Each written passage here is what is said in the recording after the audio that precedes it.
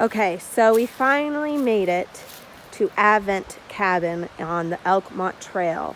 It was hard for us to find. It took us 2 different hikes to do this, but we finally did it. And the directions we followed were kind of complex when it didn't need to be, and I think that's what confused us the first time.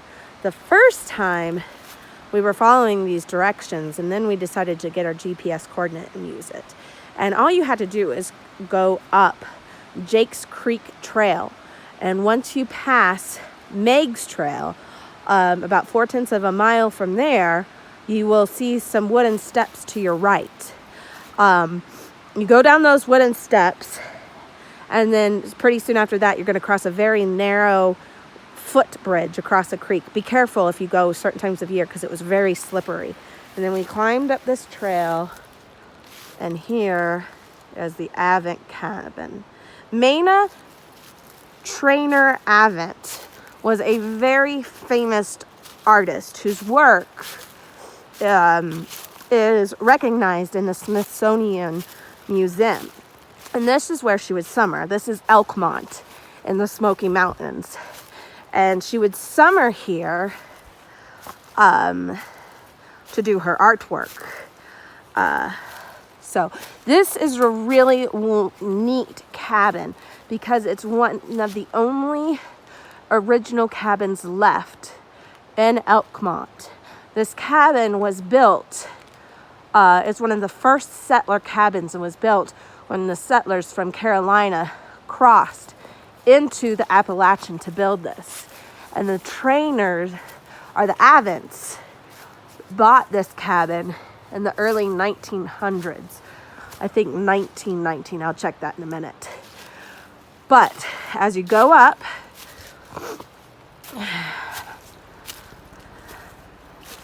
you can see this is the front door to the cabin.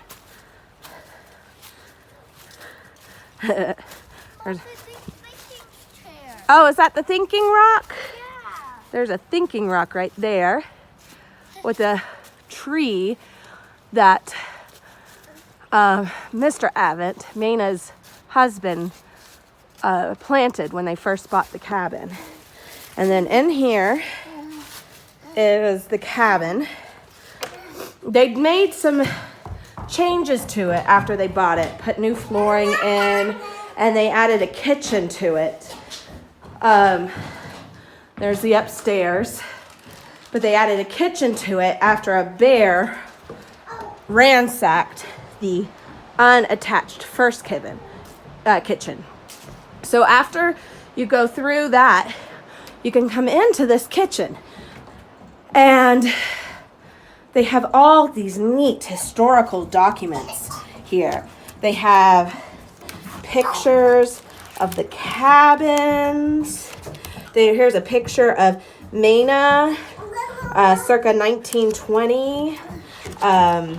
They have copies of the letters asking for it to be a historical, be registered with the historical places. And then what's really cool that I love is you get to see some of her artwork here. This is beautiful. This is, I think, my favorite. The brown Madonna. It's gorgeous. Ooh. And then here's some more of our artwork. Here's some more. I love this one of the mountains. Violet and I are currently working on taking art with Waldorfish, and I've recently discovered a love of watercolor painting. So I really love this stuff. So here's another one. Yeah, I showed them a picture of that.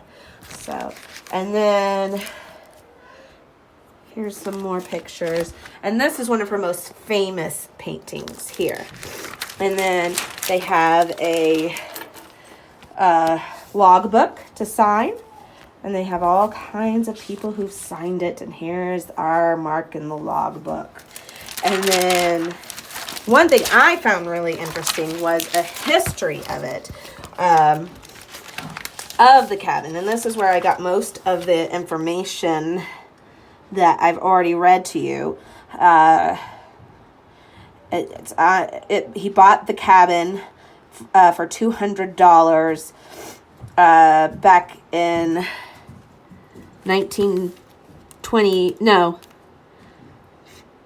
in the 1900s, early 1900s. In the 1926, he gave it to his son, who made repairs for it. But she would come here to do her artwork. Here, Mayna Treanor Avent, and if I'm mispronouncing, please someone tell me, was a regional Anglo-American artist whose work is nationally recognized. Her paintings are represented in the collection of the Smithsonian Institute's National Portrait Gallery, and she is cited in the American Art Directory of 1932. She lived in Nashville, Tennessee, and studied in France. And this cabin is essential to understanding the life of the artist and the setting that inspired her work, because this is where most of her work was inspired.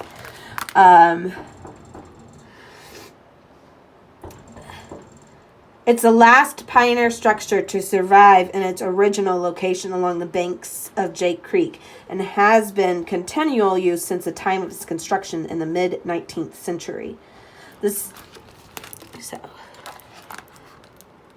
It was built in the first historical epoch of the Great Smoky Mountains in the middle of the 19th century, when settlers crossed the mountains from the Carolinas. The cabin was home for generations of the Owenby family, one of the original pioneer families that settled in the Elkmont region. So, anyway, I think this is one of the neatest finds we have ever had, and it is a rare treasure in Elkmont.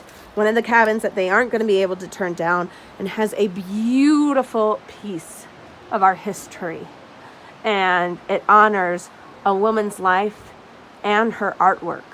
So I think when Violet and I get home, we're going to have fun studying a little bit more about her life and her artwork. Okay, I hope this video wasn't too boring, because the hike and the find was amazing. I really enjoyed it, and I hope it inspires you to go on the hike as well.